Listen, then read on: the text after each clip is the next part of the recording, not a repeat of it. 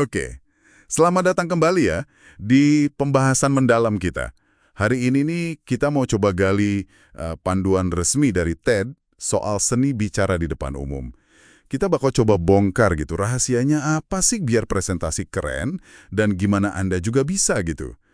Nah, di panduan ini dibilang kalau komunikasi publik itu wah kayak keajaiban. Coba bayangin deh gimana ide yang rumit di satu otak bisa langsung di-copy gitu aja ke ratusan otak lain. Bersamaan loh. Kayak contohnya itu peneliti tawa Sophie Scott, ya kan. Dia putar rekaman tawa, penonton langsung ketawa semua. Itu langsung mengubah pemahaman mereka soal tawa. Seketika. Bukan sulap, tapi ya itu dia kekuatan komunikasi yang efektif banget. Iya, bener banget. Dan intinya tuh ngebongkar mitos. Jadi lupain deh formula kaku atau trik-trik panggung gitu. Kuncinya ternyata ya simple aja. Punya ide yang berharga, sekecil apapun itu, terus berani bagiin secara otentik. Pakai gaya Anda sendiri. Ini tuh seni lama yang sebenarnya bisa dipelajarin siapa aja kok. Wah, menarik. Jadi ini bukan soal harus super pede atau emang udah bakat ngomong dari lahir gitu. Tepat, sama sekali bukan. Sumber ini nekenin siapapun, ya. Siapapun yang punya ide yang layak dibagikan, itu mampu kok ngasih paparan yang kuat, fokusnya di substansi, di apa yang mau Anda sampaikan. Cerita pribadi, pelajaran hidup yang mungkin sederhana, itu bisa banget berdampak kalau dibagikannya tulus. Dan cara kerja bahasa itu sendiri udah luar biasa ya. Saya ingat tuh ada analogi unik di buku ini. Kayak gajah dengan belalai merah terang. Apa ya lanjutannya? Yang aneh itu loh. Iya, yang itu. Yang bergoyang selaras dengan burung beo oranye raksasa yang menari di kepalanya. Kedengarannya emang aneh, tapi tujuannya itu buat nunjukin betapa hebatnya bahasa bisa langsung lukis gambar baru yang kompleks. Di kepala ratusan orang, sekaligus. Cuma pakai kata-kata, kita bisa bangun dunia di pikiran pendengar. Itu kekuatan dasar kita semua. Gila sih. Oke, terus gimana caranya kita nemuin ide yang layak dibagikan itu? Kadang kan kita ngerasa, biasa aja hidupku, nggak ada yang spesial. Nah, panduan ini nyaranin buat gali dari pengalaman unik Anda sendiri. Coba deh ingat-ingat, apa sih yang pernah bikin Anda kaget? Atau semangat banget? Atau malah sebel gitu? Atau marah? Oh, jadi dari emosi gitu ya? Bisa jadi, idenya juga nggak harus sesuatu yang baru sama sekali. Pelajaran lama, tapi dibungkus cerita baru atau sudut pandang baru Anda, itu bisa jadi keren banget. Yang penting ini nih, true line. Atau kita sebut aja benang merah. Benang merah. Itu sering dengar tuh. Sepenting apa sih itu? Penting banget. Benang merah itu kayak gagasan inti yang nyambungin semua bagian paparan Anda. Ini yang bikin beda antara paparan yang cuma kumpulan cerita atau fakta acak sama paparan yang punya tujuan jelas. Coba deh bandingin. Kalau orang mulai, saya mau cerita pengalaman saya di Cape Town. Ya datar aja kan? Iya, biasa aja terus. Tapi kalau dia bilang, perjalanan saya ke Cape Town ngajarin saya satu hal penting soal percaya sama orang asing. Oh, Nah, langsung ada arahnya ya. Langsung penasaran kita. persis. Itu karena benang merahnya jelas dari awal. Itu yang bikin audiens mau ngikutin. Oke. Jadi, ide udah dapet, benang merah udah kuat.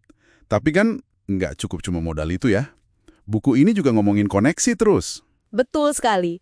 Ide sebagus apapun kalau nggak ada koneksi antara pembicara sama audiens, ya nggak bakal nyampe. Ini bukan cuma soal kata-katanya, tapi soal manusianya, koneksi antar manusia. Panduannya nyorotin banget pentingnya kontak mata. Kontak mata ya? Iya, tapi bukan sekedar ngeliatin ke arah penonton gitu aja ya, tapi bener-bener natap beberapa orang secara bergantian. Kayak dicontohin sama Kelly McGonigal pas bahas soal stres itu loh. Kontak mata ini secara psikologis langsung bangun jembatan kepercayaan. Cepet banget efeknya. Selain kontak mata, ada juga soal senyum tulus sama kerentanan. Saya jadi ingat Brené Brown. Tapi bukunya juga ngingetin, jangan kebanyakan ya. Gimana tuh batasannya? Nah, itu pertanyaan bagus. Penekanannya itu di kerentanan yang relevan sama pesan Anda. Jadi bukan asal curhat nggak jelas gitu.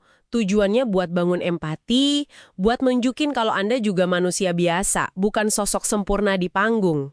Oke, jadi harus ada hubungannya sama topik ya? Betul. Ini beda banget sama contoh pembicara yang mulai pidatonya dengan bila, sebelum saya jadi living brand. Waduh, itu langsung kerasa ya bedanya. begitu fokus ke brand diri sendiri. Langsung putus koneksinya, malah jadi nggak respect audiensnya. Iya, iya. Jadi pelajaran banget ya, fokusnya harus ke audiens dan pesan, bukan ke diri sendiri. Tepat. Dan ini bagian dari keajaiban tadi itu. Koneksi tulus ini yang bikin ide bisa pindah dan diterima dengan baik. Nah, jadi relevansinya buat kita semua nih, di zaman sekarang ini apa dong? Ini nih yang keren. Panduan ini nyebut melek presentasi. Kemampuan ngerancang dan nyampein ide secara efektif itu kayak superpower baru. Superpower. Iya, superpower di era digital yang semua serba terhubung ini. Kemampuan buat berdiri dan ngomongin gagasan yang bermakna itu, wah bisa nyebarin ide cepet banget. Bisa ngelewatin batas negara, zona waktu.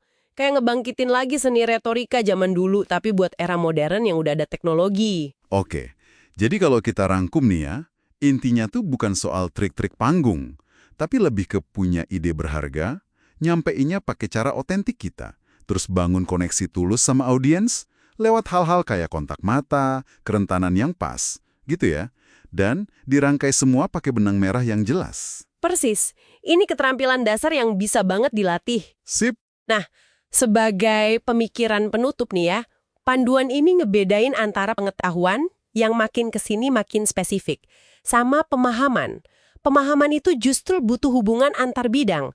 Coba Anda renungkan, gimana kalau ide yang Anda bagiin, yang mungkin rasanya spesifik banget buat Anda, ternyata bisa nyambung secara nggak terduga sama pengetahuan atau pengalaman orang lain.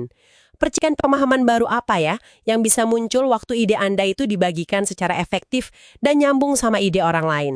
Koneksi unik apa yang bisa tercipta?